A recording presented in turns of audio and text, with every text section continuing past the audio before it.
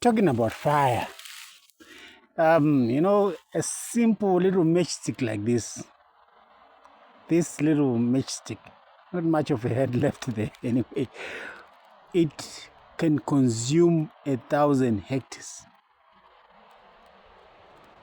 a real 1,000 or more hectares, and it can be a fatality for many lives of animals and people.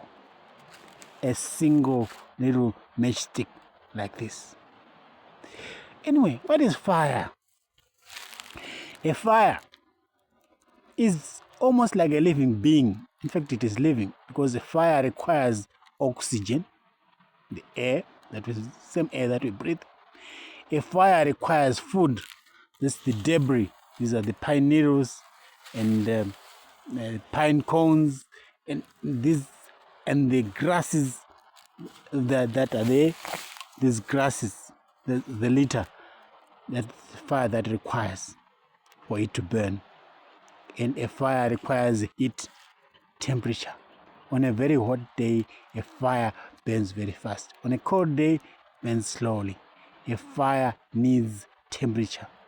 So a fire is triple, what we call a tripod stand. One, it needs the air.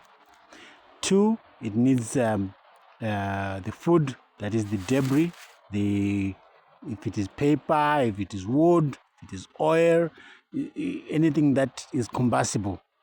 That is what the fire requires. And then it requires temperature. It needs to have an ambient temperature for it to burn. So when you are putting out a fire, you either take off this debris and then you leave bare ground, and then the fire dies off when it comes there. That's what we do when we are doing the fire breaks.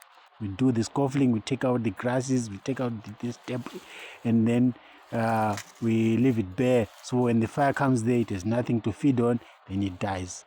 We also need to take out the temperature. That's where it comes. We put in some water. We pour in water on this debris. When it comes to the wet debris, when it comes to the wet grasses, the wet wood, and the fire dies off. And then we take out the temperature. I said the temperature, that is when you pour in water, it comes water, and